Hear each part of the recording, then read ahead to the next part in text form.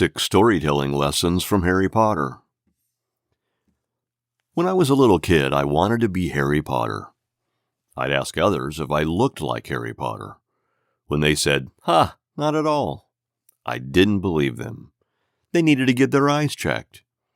For birthdays, I'd ask for Harry Potter merchandise. Once I got my glasses, I felt like I was one step closer to becoming a wizard. I'm sure you can guess who I dressed up as during Halloween. Corny, I know, but that was how 7-year-old me acted. Harry Potter is a Goliath of a media empire. It's an unkillable franchise.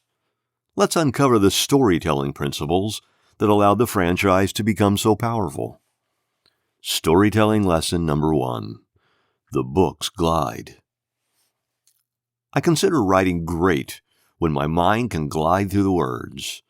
It doesn't matter if you are a 50-year-old or a 5-year-old. Reading Harry Potter is a seamless task.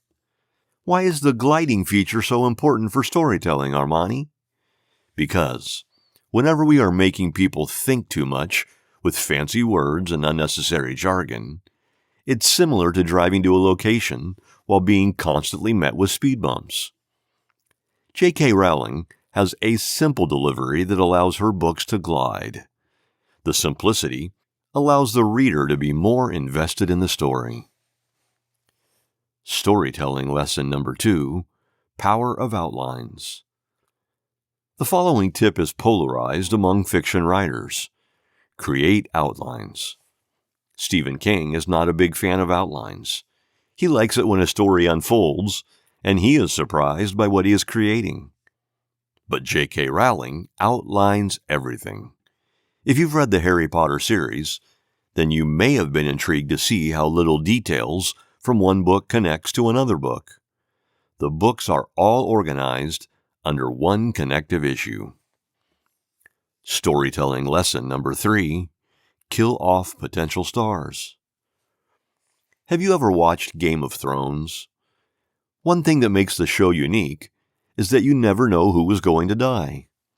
Before, I thought the main characters, or potential stars, always stayed alive while the characters were killed. Not for Game of Thrones. Everyone is fair game. Harry Potter has a similar strategy. Throughout the series, there were a few times when potential stars were killed. When it happened, I thought, what the heck? I thought I was going to see this person in the next book. Although losing a beloved character stings at first, it keeps the consumer invested in the story. Time to flip the page. Storytelling lesson number 4, Crossover Effect.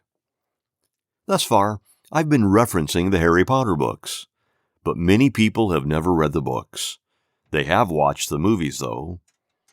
One common pattern that I have noticed with books that can effortlessly be turned into movies is that they are either very realistic or very imaginative. For example, Dan Brown is the creator of Angels and Demons plus Da Vinci Code. Although his books are fiction, there are plenty of times I think, I could see this happening in real life. On the other hand, Harry Potter is a highly imaginative story. This is where CGI, computer-generated imagery, can do a great service to the author's imagination. Harry Potter really comes alive when the audience sees the wands in action, the flying brooms, and the ugly ogres. Storytelling lesson number 5, Admirable Villain. Here's a storytelling hack. Fill your hero with many admirable traits plus one negative trait. Fill your villain with many negative traits plus one admirable trait. The main villain in the Harry Potter series was Voldemort. His negative traits were that he was a killer, power-hungry, and lacks empathy. But his one admirable quality was that he had the skill sets to be one of the greatest wizards ever. Admirable quality does not always have to be good. It can also mean relatable. For example, Scar from Lion King. He was a mean lion who let his brother die. Evil. But His one relatable quality was the pain of being in the shadow to a sibling. Plenty of folks who were overshadowed by a sibling may subconsciously understand Scar's jealousy. Ultimately, a memorable villain cannot only be bad. They need at least one admirable or relatable quality. Here's a quick way to check if you stumbled onto a great villain. Imagine if the entire series was rebooted from the perspective of the villain. Would people watch it? I know I'd watch the reboot of Harry Potter if it was created from Voldemort's lens. Storytelling lesson number 6. Rabid fanbase.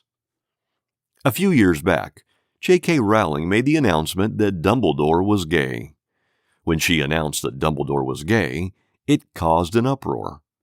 Many said there were no clues of his sexual orientation, and many felt that his sexual orientation was not relevant to the story. However, J.K. Rowling insisted that he was gay. Plus, she pointed to a few moments where she left clues about his sexual orientation. Guess what? The audience didn't care. They said, "Well, what the heck does she know?" Just imagine. People are dismissing the creator of Harry Potter as she shares a Harry Potter fun fact. This goes to show that the Harry Potter series has outgrown J.K. Rowling. It doesn't matter what she says. The audience members have their own perceptions of the brand and will gladly dismiss the creator when she says something contradictory to the story. When creating a story, think, I want this story to outgrow me. I want the consumer to shoot down my insights if it is in contradiction to the story. Thinking like this makes you want to create a timeless piece.